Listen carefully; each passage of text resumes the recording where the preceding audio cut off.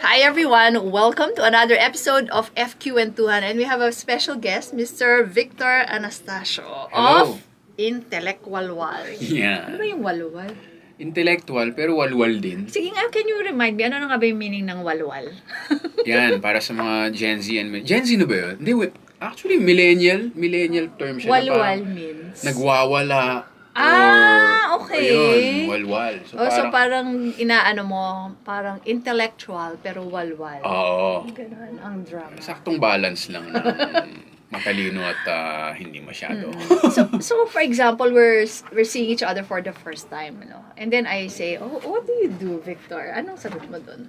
Stand-up comedian. That's what you say. That's You're a what I stand-up say. comedian. But let's tell the audience, yung may trivia dito eh. What was your first job? First job ko was strategic planning sa isang retail. And then the next ko yung bank, treasury. Okay. So Treasury. he worked in a treasury of a bank. And yung desk po niya was the exact same desk of my second son, si Enrique Fausto.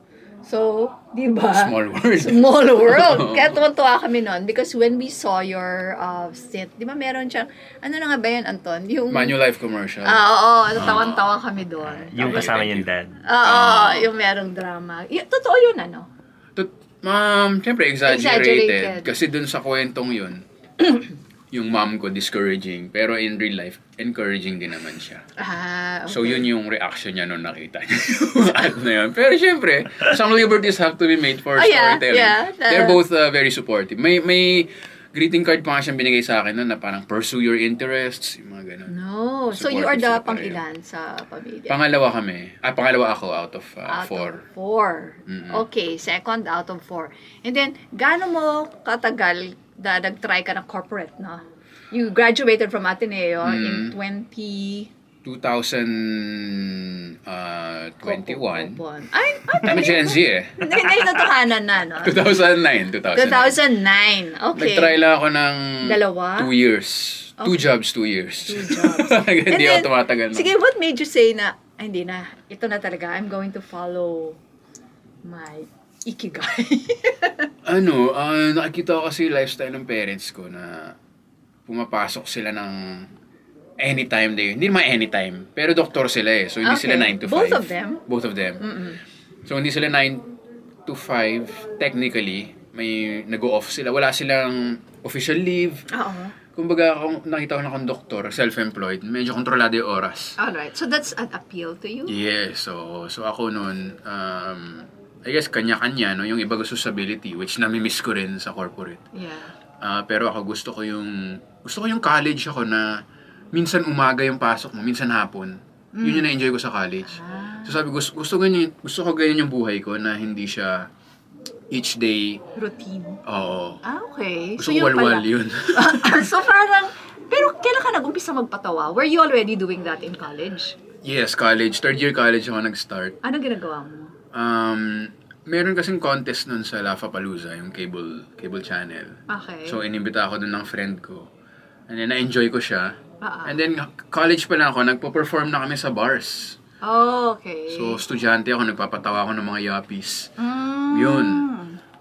Tapos na-enjoy, nakaka-addict yung feeling na Okay. papatawa ka and then kumikita ka rin. Oo. Siyempre, nung start, maliit pa, pero yung mga mentor ko, pinakita nila na may path sa writing, may path sa TV, may path sa corporate gigs. Oo. And then, nung sabay-sabay kaming nagte-theater gigs na, so, parang unti-unting na-build yung Confidence. brand ng Comedy Manila. And yun, yung confidence ko rin na, okay. How do you come up with your patawa? Like, do you sit by the table and then ito, ganyan ba? Or Ako, by experience, na kunyari kanina traffic, yan, makikita mo may papapost ako sa Instagram.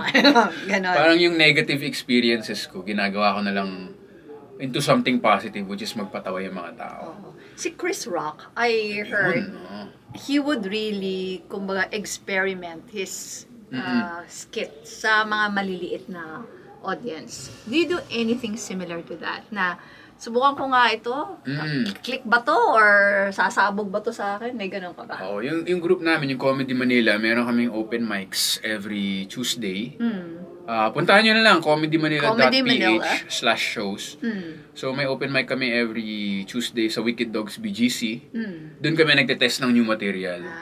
And then, sa Wednesday, sa Most Bar sa Matalino Street, Quezon City. And also Tuesday sa Cinema 76, Quezon City, meron din. So, kailangan mo talaga i-test eh. Sige nga, bigyan mo nga ako ng tip kasi ako pinagsasabihan ng mga anak ko, hindi ako marunong mag-deliver ng joke. Talagang it really bombs on me. Kasi, kahit sa bahay lang sabi ko, alam nyo, tatawa na ako, tawa ng tawa. Tapos, pag i-deliver ko na yung joke, wala, it falls flat. I guess yung key is nanggagaling siya sa genuine inis or genuine... genuine din naman ako eh. Hindi ko ma-punchline eh. Oo. Ano lang yan? Mahirap magpatawa talaga sa family at saka friends. Sila yung pinakamahirap na audience. Tsaka fellow comedians. So, wag ka ma-dishearten. So, subok lang? Oo. Sabi nga ni Jesus, a prophet in his own town is not. Parang gano'n eh, di ba? Yung sinabi niya ni Jane. So, dapat pala magpatawa ako sa mga hindi ko kapamilya muna. Oo, yun. Mag-insert ka na ng humor sa Instagram mo. Sige. Sige, let's go FQ. Can you share with us a childhood money memory? Tinanong ako ng mami ko, anong gusto mo? Christmas birthday? How old were you muna at that time? Siguro 12, 13, 11, gano'n. Sabi niya, anong gusto mo? Mag-birthday party ka ulit? O ilagay natin to sa savings? Tapos pinili yung savings account. Okay. Kasi good example din yung parents ko nun na talaga eh. Na hindi sila marunong magtipid. And at the same time, hindi nila tinipid yung education. Siyempre ba, Ateneo? So, hindi ko naman sinasabi na pag hindi Ateneo, hindi ay tinipid na. Ang ibig lang sabihin. Siguro sabihin mahal ang tuition sa Ateneo. Yun lang. At saka ang sinasabi ko is, ba't hindi IS? IS no? Sipin mo galing Tarlac tsaka Apari, tapos walang ka-international sa amin Okay. Enjoy itsura ko, tapos IS Diba? Pero yun nga, nag-spend sila sa things that matter. Tapos yung bahay namin, maganda, and dun yung mga family reunion ng mga pinsan. Okay. So, yun yung childhood memory ko, I guess. Punta rin ako, swimming ako sa inyo. Kita ko rin yung house nyo. Pero yun, nag-spend sila, hindi sila maluho sa alahas. Pero dun sa education, bahay, diba? So, yun yung mga values bakasyon. nila, no? Yun yung values nila. So, parang, bakit mo pinili? Kasi meron kang example. Ano yung pinag-isipan mo nun? Gusto ko sa savings ko ilalagay kasi? Baka, siguro bilang bata, gagayahin mo lang din yung parents mo na nag-iipon sila. Na, ewan ko, siguro yun lang. Kung ano siguro yung matutuwa yung parents ko na sabihin ko. Parang ganun siguro kasi batang-bata pa ako eh. So talagang parang you were trying to emulate din your parents, no? Kasi pag bata ka, wala ka pang concept naman talaga ng... Ewan ko, yung mga nagtitiktok ngayon, alam na nila yung hustle. Pero kami nun, wala, holin lang eh. Jolens lang. Text na, nabuta ko pa yung text. Text, nabuta ko pa yan. Okay, so ang next question ko sa'yo, kasi now that you are a comedian, syempre hindi yan stable income, di ba? Do you have any money tips to those who are also in the same track? Kasi alam mo, yung generation ngayon, mas uso na yan eh. Not, if you compare it with my generation, we really preferred the stable, assured, di ba? Yung pagtaas-taas mo. Ngayon hindi eh. The kids now want to strike it out on their own. They like, kung gusto nila maging employee, gusto pa nga nila startup versus yung mga traditional established companies. So, do you have any money tips for those with unstable cash inflow? Wala. Ito meron. Segway! Galing mo! Hindi kasi yun lang ginagawa ko eh. Parang kung sino yung naka-achieve na ng gusto ko i-achieve, pina-follow ko lang. Lalo na to, yun nga, yung pinaulit-ulit ko. Importante yung Pinoy context kasi maraming mga Dave Ramsey and everything. Iba. Student loans, credit card debt. Uy! Yan ang sabihin natin, swerte tayo. Swerte tayo. Salamat sa parents natin. Pasalamat ka kay mami mo. Kasi sa States yan ang problema nila. Credit card, iba sa States. Credit card debt na magugulat ka. Dito naman, hindi naman yun ang problema Hindi ganun Ang problema dito, kulang ang employment. Yeah, no. At saka kulang yun ang tip ko sa kanila. Talagang financial education. Hindi siya sexy pakinggan kung artist ka. Pero kaya nga siya showbiz. show business. Kailangan may business side ka rin. Business side. Na kailangan alam mo rin yan, yung mga, sabihin natin boring. Kung kanyari artist ka, inflation, hindi wala kang pake, or sinisira lang nila yung mundo sa economy. Kasi may ganun din yung mga artist na parang hindi, yung kapitalismo sinisira ang mundo wag naman ganun. Kasi, di ba, eh. hindi ka, parang i-reject ng body mo to learn about money rin pagka may pagkaganon yung vibe mo. Ano. Isipin nyo lang, yan talaga, showbiz. Miski yung mga artista nun ng Renaissance, may mga patron na businessman So, kailangan din nila talaga ng employment. So, yun, malaking bagay talaga yung financial education. So, in your case, since it's not stable, no? So, what do you do? Like, for example, there is now a big gig that will pay you a lot more than the usual. Well, how do you manage that? Uutang ako sa inyo ngayon, actually. Hindi. Yung pay yourself first, ginagawa ko yun. Hindi lang normal. Siguro few months ago ko lang na yung fixed amount.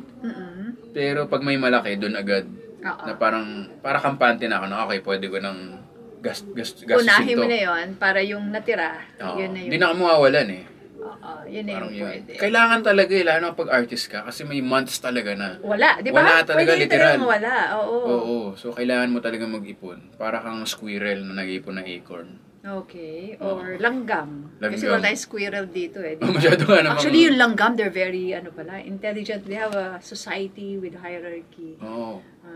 Natutunan ko yan dun sa langgam Mikey Bustos. Mikey Bustos, oo nga, no? Naka-discover siya ng species. Ng bago. Grabe, ang bongga niya. Okay. So, yun namang hindi masyado. Yun, cute na na pa-ending ko na tanong. Totoo ba na pagka-comedian ka, magaling sa chicks? Kasi magaganda daw ang mga napapangasawa, nagiging girlfriend ng mga comedian. Maganda talaga yung girlfriend ko. Kaya kailangan ko talaga maging nakakatawa gano'n. Kasi malayo yung looks namin. Nakuha mo Kailangan siya sa may talent patawa. ka. Nakuha mo siya Malaking bagay, Patawa rin siya, no? Patawa rin.